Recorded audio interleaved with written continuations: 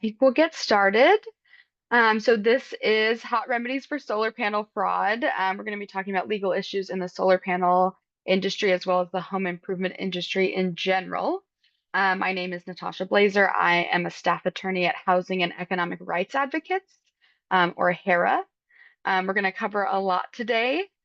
This program is run through the Sacramento County Public Law Library, excellent resource, and my organization.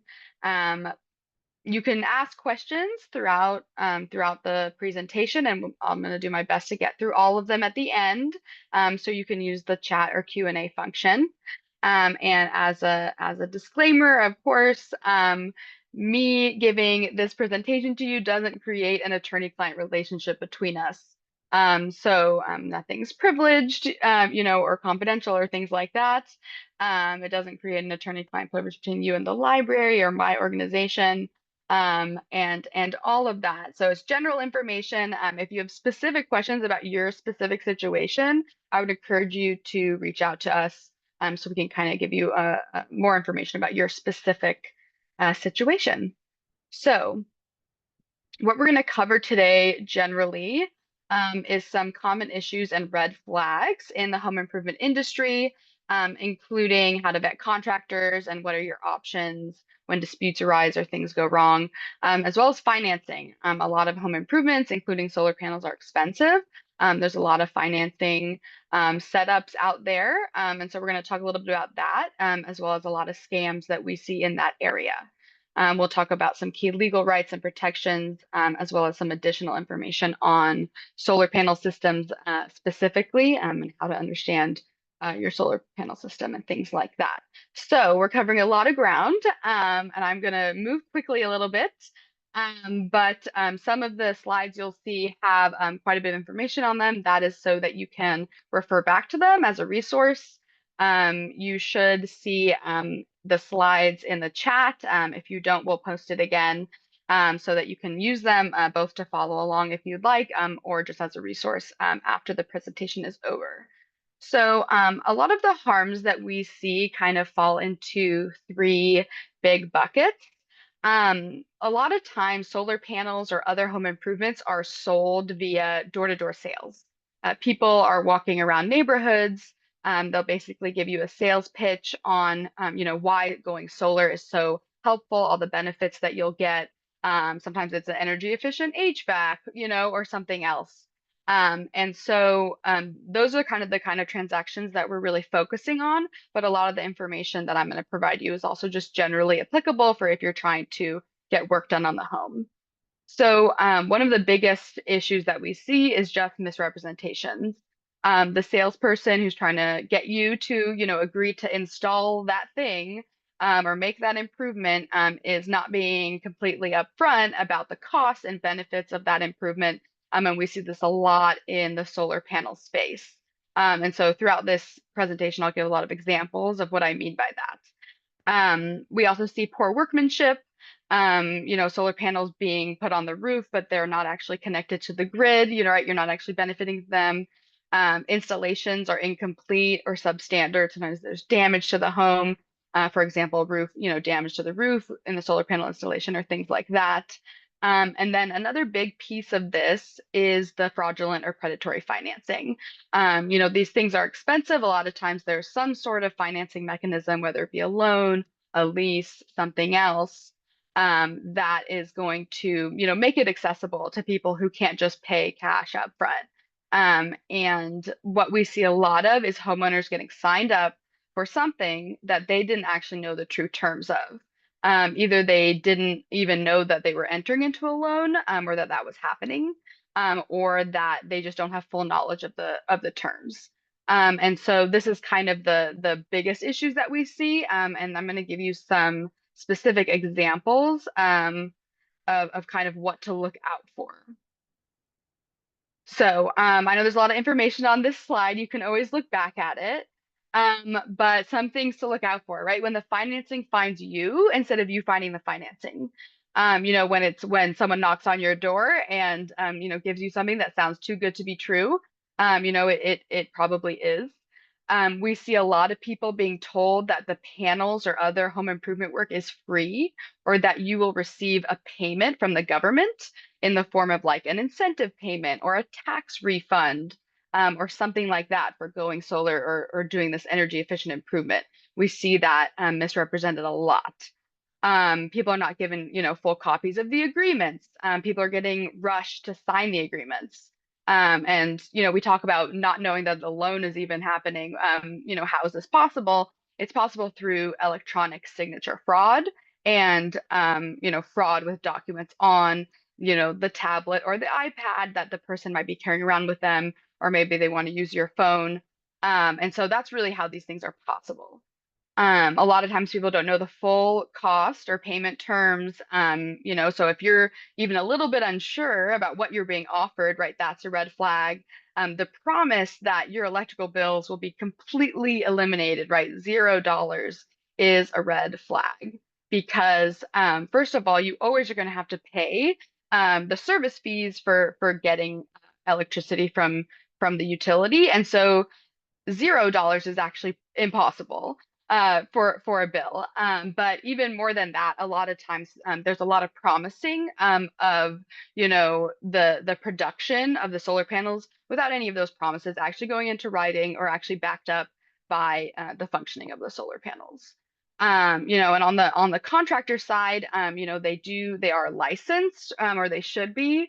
So if they don't want to give your license number, right, or if you look up their license and there are complaints against it, that's obviously a red flag.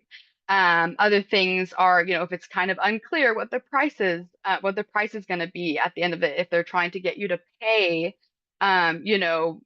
completely before the work is finished, if they're trying to get a lot of money from you up front before work is started, that a deposit over $1,000 is unlawful.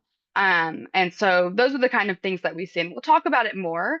But I just wanted to kind of give this context for the kinds of issues that we're going to be talking about and your options when issues arise. So like I said, this is possible through electronic signatures, right? They're frequently on a tablet or something similar. Sometimes doesn't even feel like you're signing right there. You're just told to tap one page. All of a sudden, you are in an $80,000 loan that's meant to be paid off over the next 25 years. And that tap on that device is just as legally valid, right? It binds you. And that's an issue that we see all the time. Obviously, if there's fraud, and other reasons why the signature is not valid, or forgery, we actually see a lot of forgery. But in general, we really say, like, if you're looking at a screen, you're told to sign, you can't really read it, or you can only read the first page. We really advise people to wait, get a copy that they can absolutely read, every word of, before you move forward with signing it. Okay, so vetting contractors. I'm just going to kind of give a brief overview. It's just like anything else that you might do when you're getting work done on the home. We say, get different bids, right? Check their license, get three references from other, people that they've worked for. Check different websites for ratings and reviews. Talk to the people in your life who've had good experiences, and if they have contractors that they trust. In general, what we say is do not, sign, tap, or agree to anything the day of the sales pitch, right? And some people, here might have already, you might be farther along in the process. But as a prevention method, that's really what we say. They're coming to your door, they're selling you on something, say, give me the offer, come back in 2 weeks and I'll have an answer, so that you can review the documents and think about your options. We want to compare, the different ways of getting this done. This Contractor State License Board website and phone number, that is the government entity that regulates contractors. They do need to be licensed. They have a bond, right? There's a requirement that they have an insurance policy for, homeowners who get hurt, get harmed by their conduct. I'll talk about that in a moment. But it also has complaints. You can see if there's been, disciplinary action or consumer complaints against them. You can see when their license was. You can see if they're validly licensed, right? Is it suspended, revoked? And so I always say, before you hire anybody, check their license, have a good look at it. And if they don't want to give you that information or you can't find it, then that should also be a warning sign. So I'm going to just do a couple different examples so you can see when you're looking at a license. So this is I know it's small, but it's basically what it looks like. And the things that you want to see are you can see when the license was issued. Was the salesperson that they hired, that's also on there. Were they licensed by the contractor state license board? Do they have insurance? What's that information? And are there any complaints against them? You can also see if those complaints turned into disciplinary action by the government entity against their license, because obviously, that's something that you would really want to know. So here's some common examples of contractor misconduct. I know we've talked about this just a moment ago, but on the contracting side, right, we see poor workmanship. The issue with a lot of the financing is that they're getting paid by this company, right? They're not getting paid by you, like how you might hire someone in a normal sense of things. And that means that sometimes they get paid before they're done, or sometimes they get paid before the you're satisfied with the work. So we do see abandoned jobs. We do see contractors persuading the consumer to sign a completion certificate before the work is complete. There's often something that they want you to sign to release the loan proceeds to them. And we do see homeowners a lot of the time pressured into signing this. A lot of what they'll say is, I have to pay my guys. The only way I can finish this job is if I pay them, and then we'll come back and finish it for you. And then that doesn't happen. There are license issues like I just talked about, and then also contract issues, right? When somebody comes to your door and is selling you an improvement, oftentimes they're also selling you the financing piece. And so, and since they are the ones getting paid by that financing, there's a little bit already a conflict of interest. There's a strong pressure to get you to sign, to get you to agree to it. And a lot of times they're on your front doorstep, right? So if you're misrepresenting the price, right? Misrepresenting the price, misrepresenting the tax benefits, misrepresenting the utility savings, failing to provide, copies of the contract. This is unfortunately things that that we do see all the time.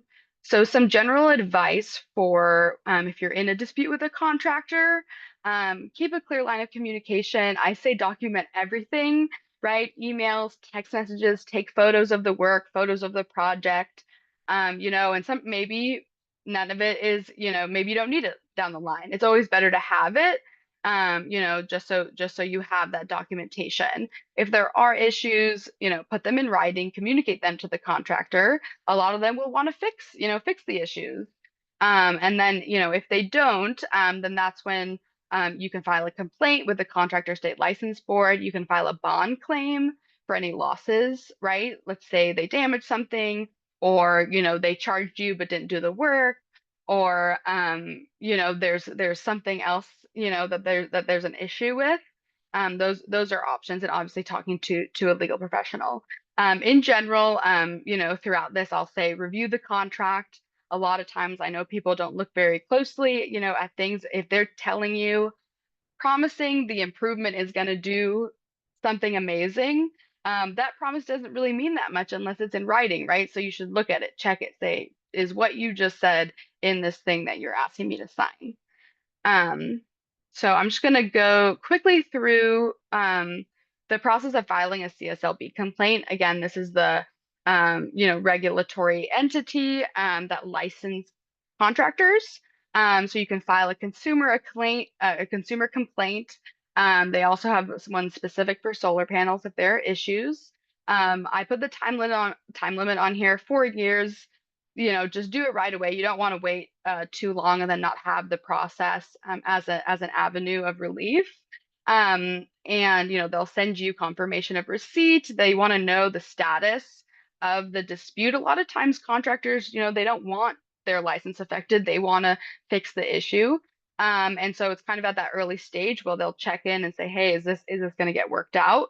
And if not, then they might decide that it requires further investigation and inside an investigator. So they'll interview people, sometimes go out to the property, document things, and there's kind of a process. I will say in general that the process does take time, right? They get a lot of complaints, for a not super large staff. So just know that. And they have a lot of discretion when it comes to regulating their licensees. And so just because you file the complaint doesn't necessarily mean that you're kind of in charge of that process, right? It's someone that they regulate, and they're really leading that process. But in general, it's a really good, helpful tool for when you've raised your concerns with a contractor and they're refusing to address them. And that you're going to kind of try to pressure them into addressing and doing what's right. Some possible outcomes. They can be cited. There's kind of can lead to discipline by the agency against the licensee. Sometimes they can order restitution, or penalties or other things, but there's definitely no guarantee of that. They sometimes refer you to a different, dispute resolution program, like an arbitration program. Sometimes, they close the complaint, and it doesn't really resolve, your issue, and they kind of refer you to civil court, saying this is really something that you would have to sue over if you wanted it resolved.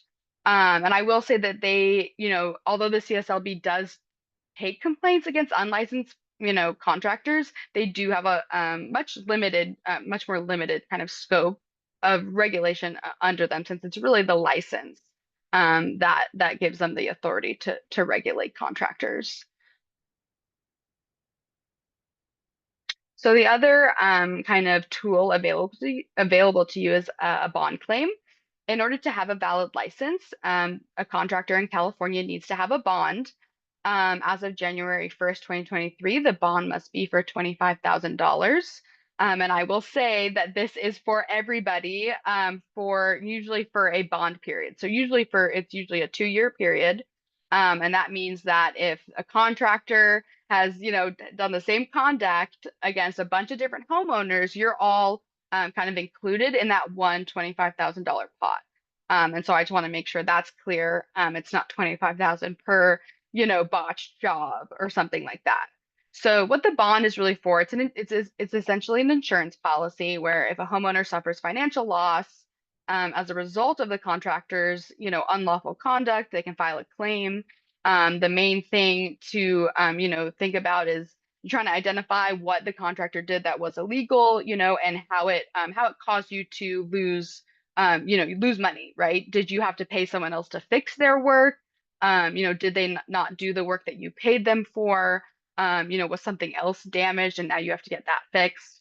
That's why we also say, if you do ever need to do that, keep your receipts, keep documentation of any financial loss during that process, because that will help you in the bond claim process. And so the time limit on these is a little bit different. It's 2 years after the end of the license period when the work happened. You can check the contractor's license detail for the expiration date, and it's every 2 years. And so you basically go to when was the work done, find that license period. That's what bond will apply. And that's also how you figure out kind of the deadline. It's a little bit, it's a little bit nuanced. So I'm happy to discuss that with anyone too if they are trying to figure out what time frame they're in. And all the bond information is on the Contractor State License Board website. So that's a lot of, most of the best practices with respect to contractors. So I'm going to get a little bit more into the financing and money side of things now. I will say that California has a solar consumer protection guide. It's created by the Public Utilities Commission. It's a very helpful resource. It's basically a packet that goes over a lot of what I'm going through in this presentation and your options. Obviously, I can't, attest to all of it. It's just a government resource. But I did want you guys to be aware of it. And you can, it's also available in different languages and audio recordings. If, let me see. Yeah, so this is actually it's actually required by many utility companies when a solar panel system is getting hooked up. It's required that the consumer get this from the contractor and sign it. We see a lot of fraud in that, right? Consumers not actually being given it to read or being rushed through it. But we do recommend, you read it, completely, and then I'm always me or my colleagues are always happy to answer any questions if after you read it, you've got questions. If a salesperson or anyone involved in the job doesn't want you to read it or wants to rush you through it, then that should be a little bit of a warning sign to you too, because it is for your protection. So these are the three main ways that solar panels are financed. I'm sure there might be other schemes out there, but it's really usually a loan, a lease, or a power purchase agreement. I'm going to go through each of them just briefly so you can kind of understand the landscape here. I will say that even though it says, solar loans, the loans are really where a lot of other home improvement financing comes in, right? Maybe you need the roof replaced before you can get the solar panels installed. Maybe you actually, are getting financing for an HVAC or some other improvement.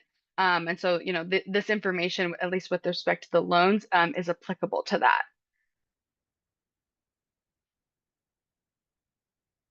So, the loans, there's basically two types. And the one that is most prevalent right now is unsecured.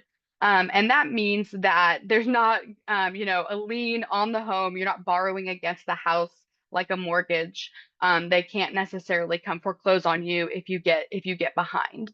I will say that we do commonly see UCC1 financing statements recorded on property records for the solar panels, if it's a solar panel or if it's some other improvement.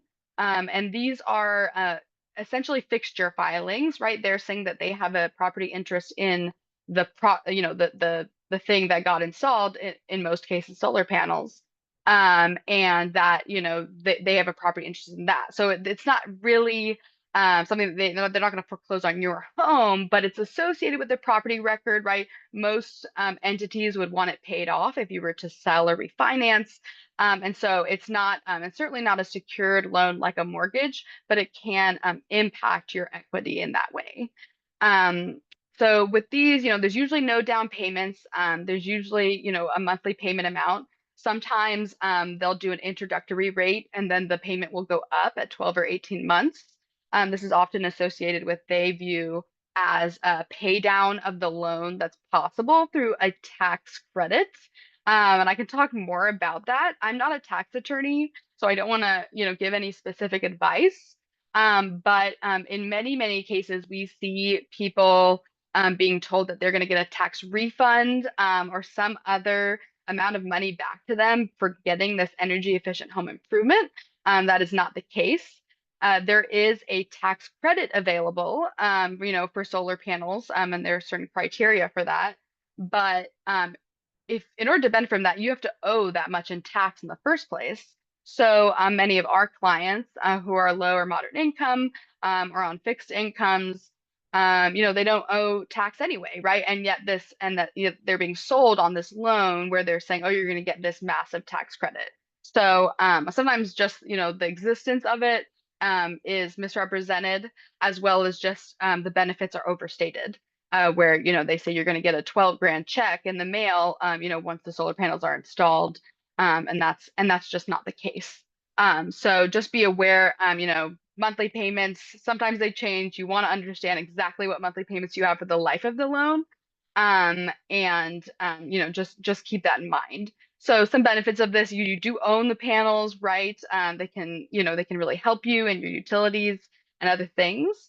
But you are responsible, for the maintenance of the panels, and like I said, the UCC financing statement. That's unsecured. And the other type of loans in this area are secured. And these are property assessed clean energy loans. You may have heard of it. It's essentially a loan that is actually paid back through your property taxes. It does involve a super priority tax lien being placed on your home. And so these in general, I would say greatly increase your foreclosure risk. And just to be, extremely, extremely wary of them. Um, Although if you get behind on your property taxes, you could get foreclosure at that point. But oftentimes it's actually the mortgage company, right, who's paying the property taxes through an escrow account. Your mortgage payments go way up, and that becomes unsustainable. And so in both of these areas, we see the same misrepresentations, right? It's going to wipe out your utility bills. You're going to get money back from the government. It's going to, be this, really low interest rate or this really low payment amount. And we just see a lot of harm when those things are not actually what's happening.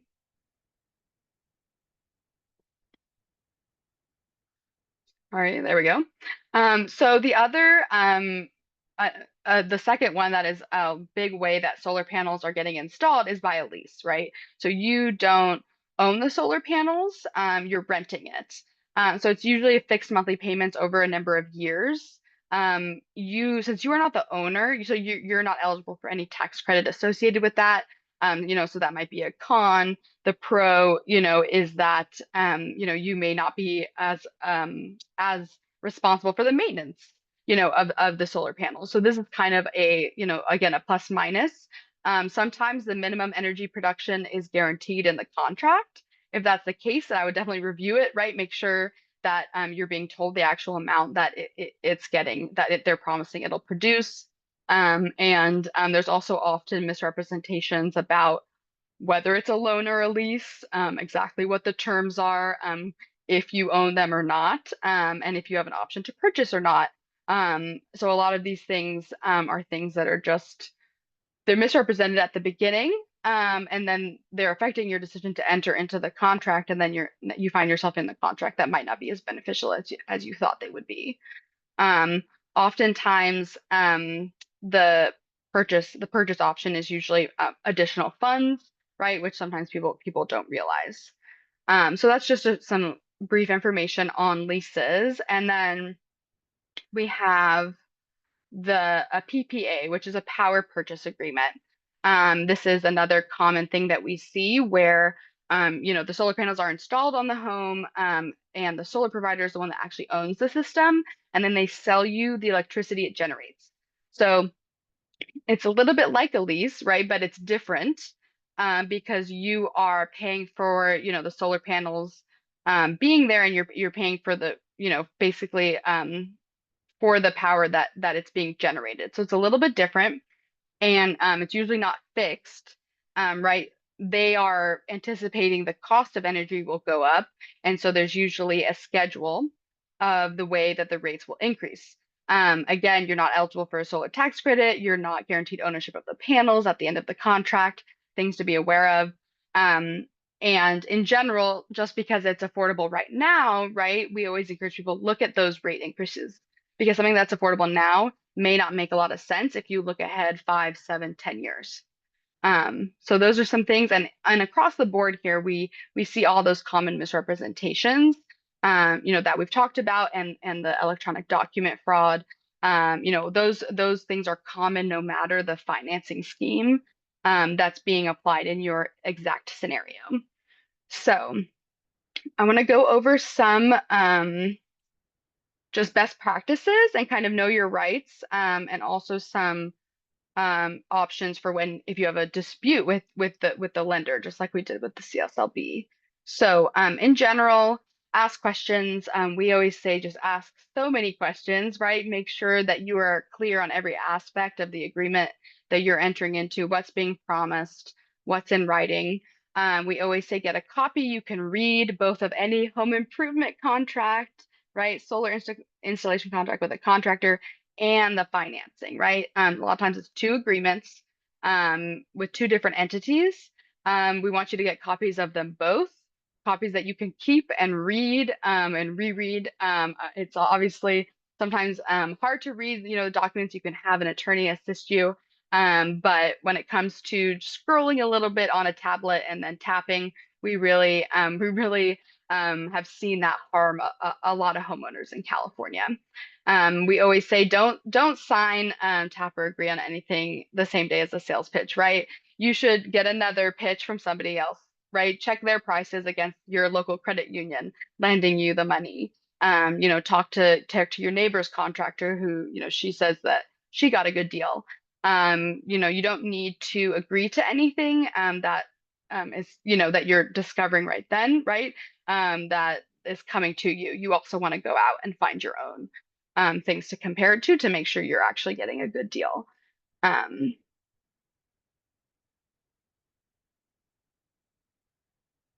These are just some general rights. You also have many, many other rights, under California and federal law, but just some things to be aware of. You are entitled to a copy of all agreements in the language that the salesperson spoke to you about, whatever the sales pitch is in.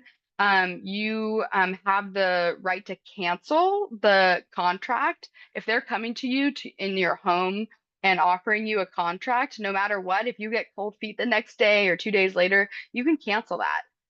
And you get 5 days if you're a senior in California. They should be informing you of that, both in writing and verbally, that you have the right to cancel. And that's a really big violation that we see. For solar specifically, you're entitled to a solar disclosure document that lists the total cost of the energy system, including the financing. And again, we see that a lot where contractors are putting the cost of the system. They're not including the interest that you're going to be paying over the next 25 years, right? Which sometimes will double that cost. So you are entitled to a document that outlines the actual total cost to you over the life of the contract. For the three big utility companies, you're also legally entitled to the Solar Consumer Protection Guide that we spoke about. And you're supposed to, have read it and sign it, and that's part of the process of hooking up the panels. Again, we see fraud in that area, but it's just good to be aware of some of the rights that you have in this space. So when things go wrong with a financing company, these are some options, right? We spoke about the entities that regulate contractors. These are examples of entities that regulate lenders and financing companies. Department of Financial Protection and Innovation is a California, that's a state entity. The Consumer Financial Protection Bureau is a federal agency. If you can submit consumer complaints to them, the DFPI specifically licenses most lenders and debt collectors. Sometimes it depends on the type of lender. And so these are just two options for you of if you're having a dispute and you want to, submit a complaint against the entity, either because, they defrauded you or because, they're not responding to your concerns. I will say that generally, they often will not necessarily investigate every complaint that they get. But filing a complaint can still be, very helpful. It creates documentation. Sometimes it does pressure, the lender to work with you and try to find a resolution. And it's also just alerts these entities about problems in the industry, right? Consumers like you who might also be affected by this same entity going around and harming homeowners, in different ways. I wanted to just highlight, sorry, one second.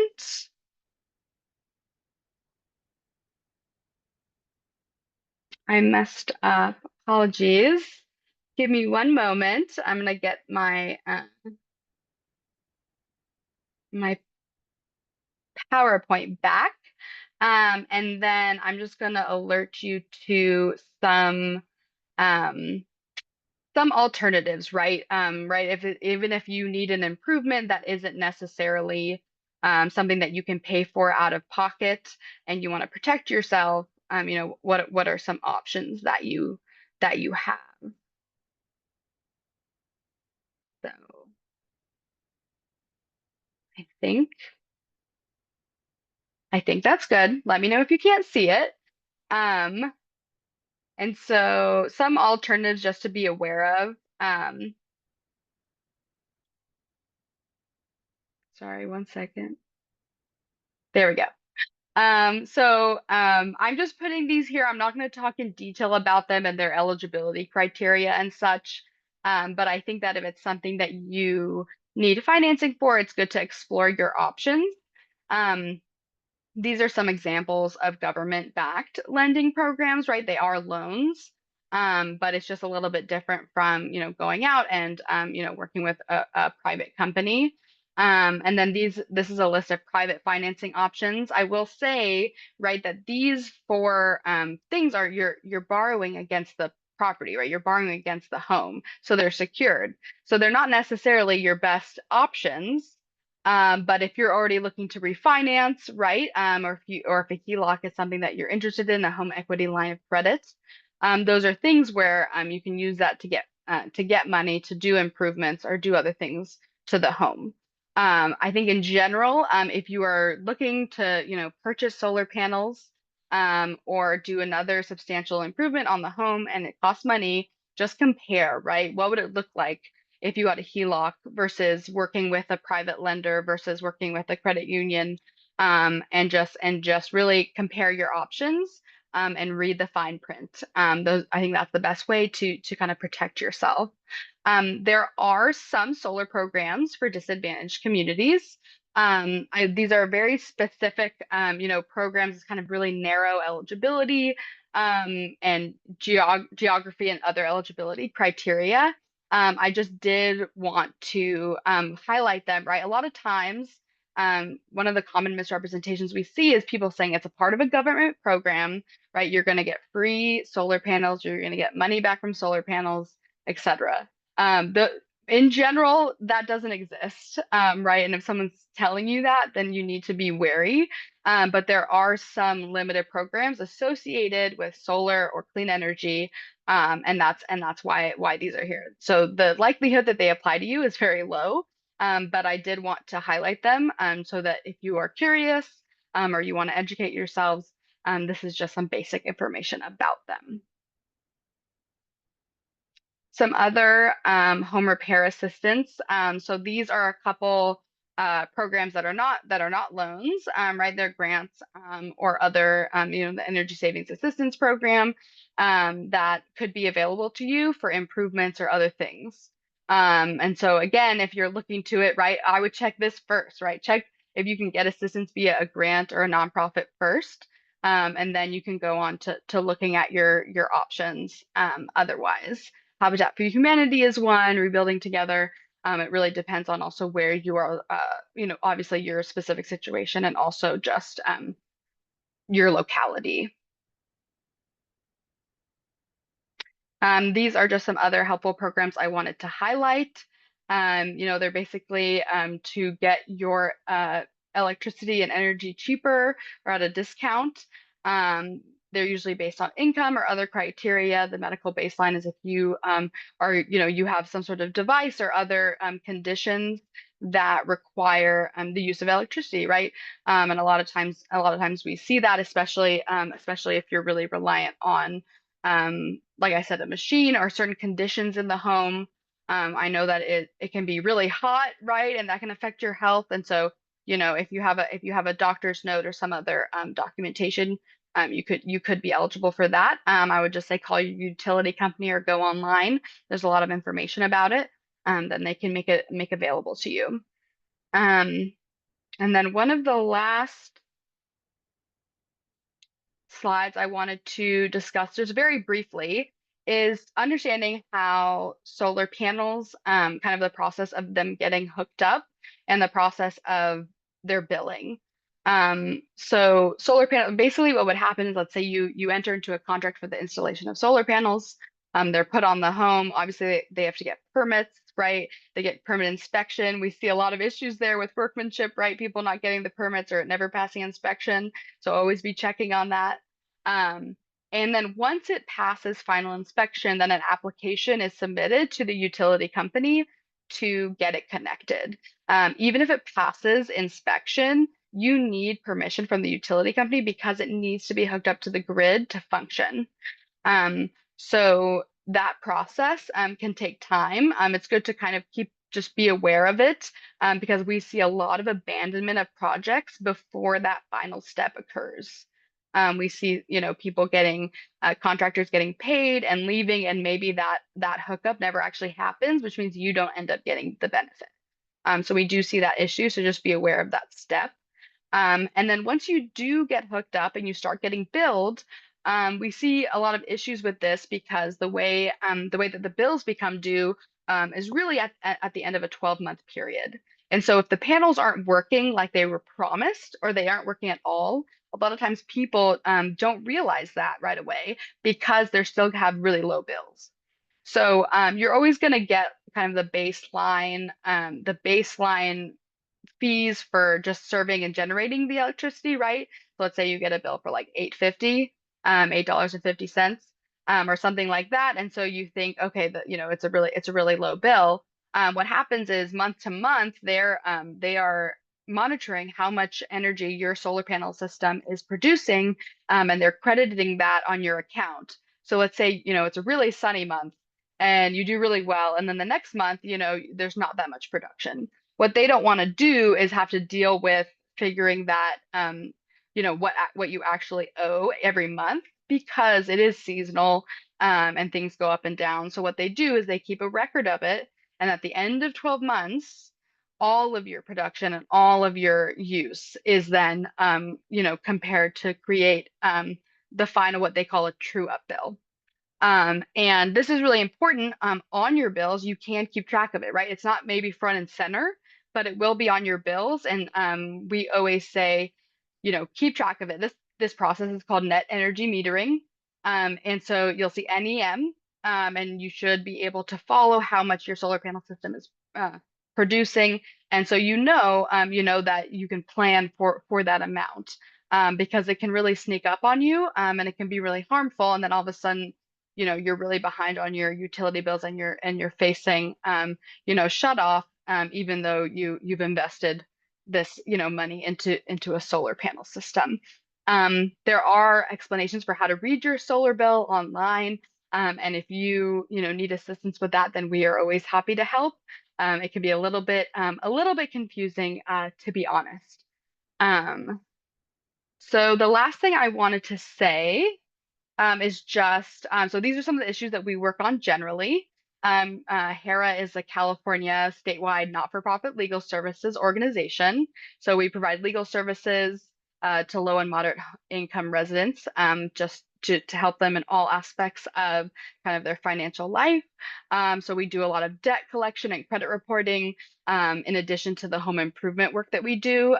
We also work on, foreclosure prevention, and provide some estate planning services as well. So I just wanted to make everyone aware of that, as well as we also have a tenant team, and sometimes the tenants are involved in a solar panel transaction. So it's all intersected. It can be assisting people on multiple things. Obviously, you get a solar loan, it shows up on your credit report. If you get behind on it because they've lied to you about how, the monthly amount, then that's on your credit report. So this is just kind of an overview of what we do. And then this is just, the last slide from the law library, where they are just a great resource. They have a lot of research materials and explanations of, how to understand your rights and kind of how to navigate the legal system. And so I recommend it greatly. And then below is our contact information again. So I have successfully left time at the end for some questions. So Michael, would you mind just reading me the questions so I can answer them? Definitely, definitely. Just got 3 questions so far. First, some kind feedback. This is a great presentation. Thank you. Thank you for your feedback. Um, Next, this was a question when you were talking about filing the CSLB complaint about it being 4 years. The question is it 4 years from the beginning of the construction, or is it 4 years from when we're aware of the problem?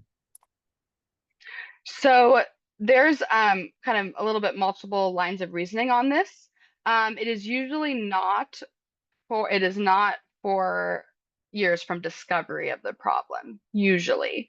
I think on these things, like there's always the argument, right? What's within 4 years? Some say that it's from the date of contract. That's not my view. My view is that it's from the date of the of the harm, right? When did the violation occur? Sometimes it's a really long project, right? Maybe it's a 6 month long project and they didn't violate the law till the fifth month. So that's usually how I would do that math. I think that basically if you don't discover it until later, the argument is that between that time and when you discover it is it's what's called told, and so it shouldn't count. And so in general, that's not what it's outlined to do, but there are legal arguments and processes that are meant to address it when that happens, when you really don't discover it until later. So if that's your situation or if that situation comes up, then I definitely encourage you to, speak to an attorney, either one of our attorneys or another resource. Definitely. And next question. So talking about contractor state license board, which is, are salespeople registered under the contract? Yes. And so they're called home improvement salespeople, and they have their own licenses that are regulated by the Contractor State License Board. Oftentimes they are hired or they're, selling on behalf of one contractor. But sometimes they're selling on behalf of multiple contractors or multiple entities.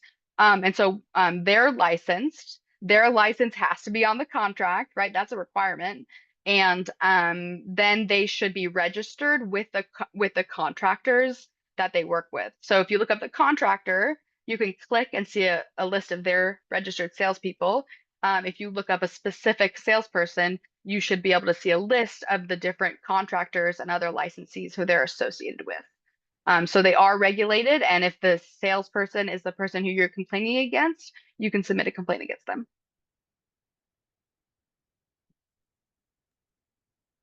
Thanks so much. Another question, which is, my situation is a bit different. I have solar with sun power, but they're going out of business and winding down. Is there any advice or course of action I should be taking? So I will say, I can't give you, specific advice, but if you do have questions, I encourage you to reach out to us and speak to one of our attorneys. But in general, I will say we see a lot of this issue with contractors going out of business, or going bankrupt, or kind of just disappearing. And then there being issues. Sometimes they leave the panels unfinished, right? Or sometimes there are other issues that come up and then they're not there to address them. And then with this, if the contract, if the installation went well and things are okay, and they're just now closing, then it would kind of be a matter of your contract, right? Do they have any ongoing obligation to you? That you could that this affects. Are there issues with the contract or the installation that need to be brought up now, or something else? So I think it's something that's really good to be really aware of. And I think is not super helpful, but it kind of depends on the contract and the situation. So I think that would be my answer to that.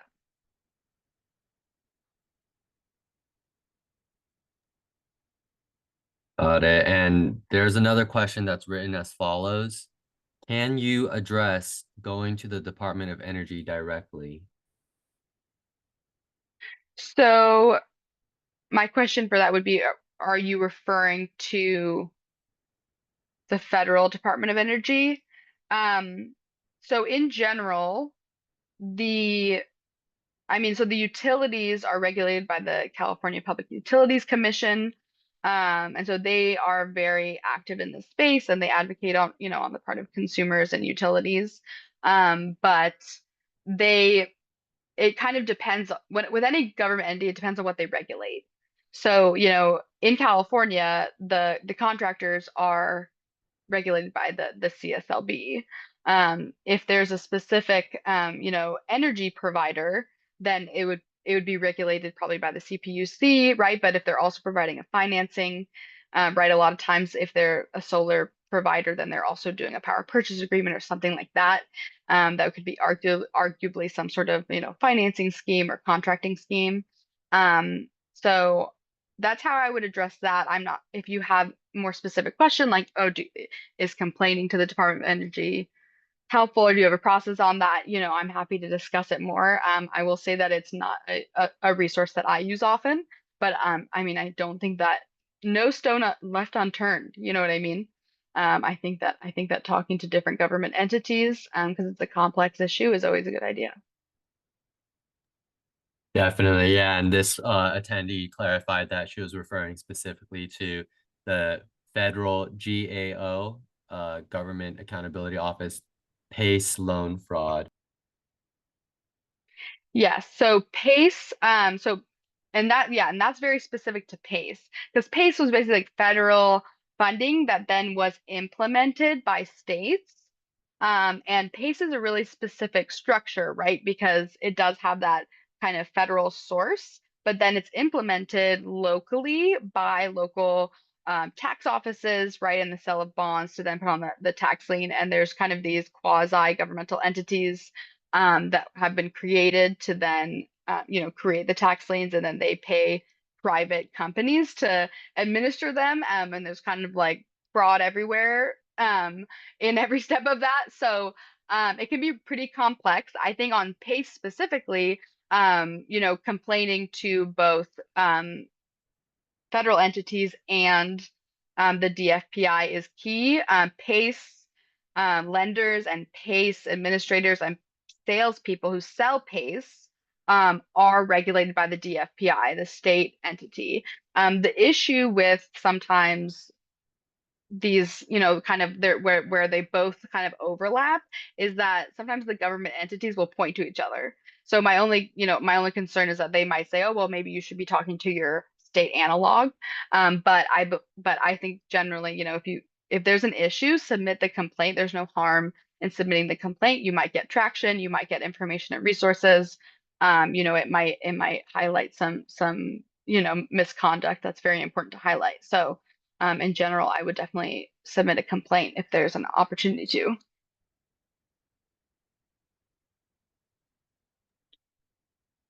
Thanks so much, Natasha. And yeah, no further questions for now. Just as a note for the person who asked for the slides by email, yes, we can definitely email you those slides using the email address used to sign up. Excellent. And I don't know if I saw some raised hands. Was everybody's questions or concerns who raised their hands uh, addressed? Hopefully, if not, put it in the Q&A. Um, but yeah, other than that, we encourage you to reach out. We encourage you to, continue to educate yourselves on these, processes and the different kind of players in the game, no matter what step you are in the process, right? Maybe you've had solar panels for 10 years. Maybe you're just now thinking about it. Maybe, you have a friend or a loved one, or you yourself have been the victim of fraud in this space. So I hope you can use the information provided today in all of those contexts. And we are definitely here to answer any questions, in the future as well.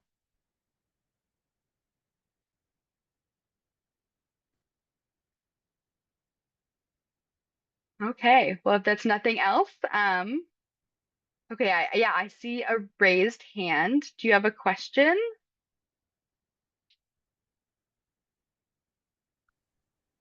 Yes, I do, Natasha. Can you hear me, please? Yes, yes, I can hear you. Yeah, Faustin, thank you so much for the training. It's very, very informative, excellent sources as well. My one area that I would like to explore first is the grant sources.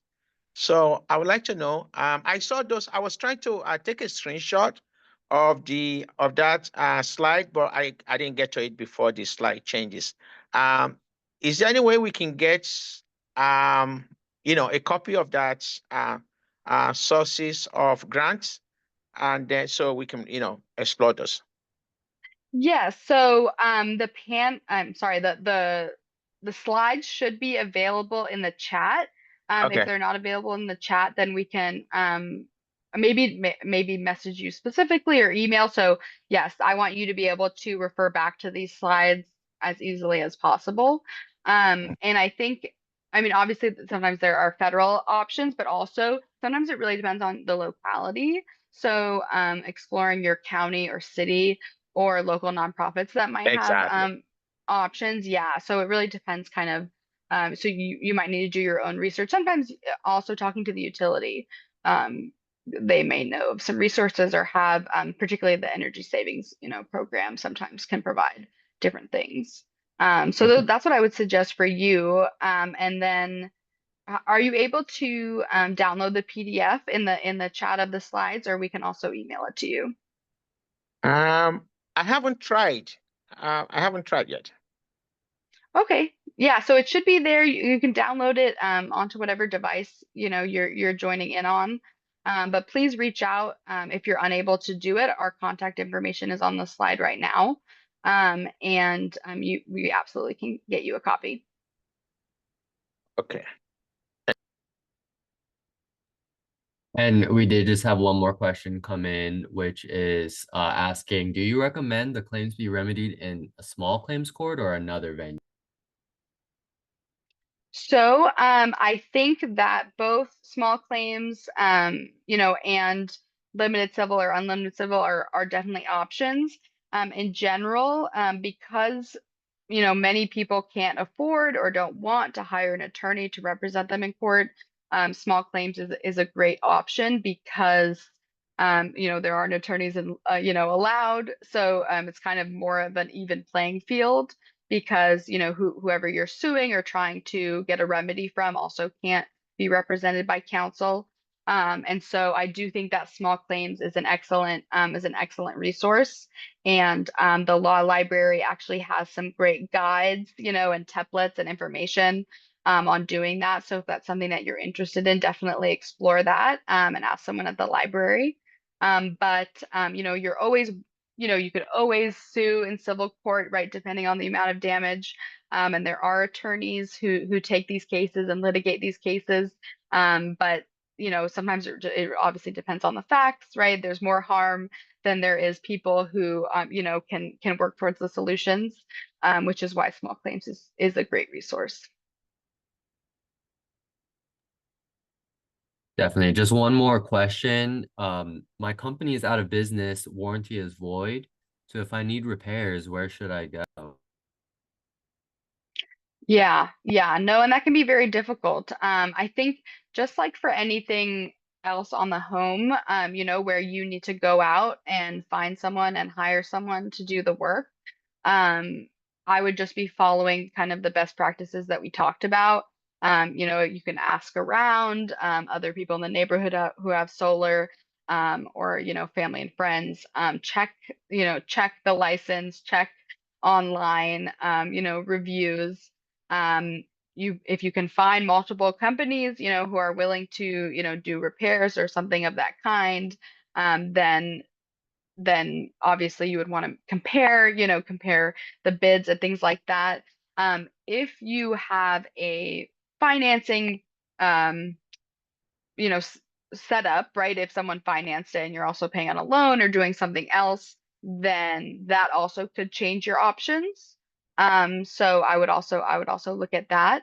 But in general, you just treat it as all the things that you would normally do to protect yourself when repairing anything in the home.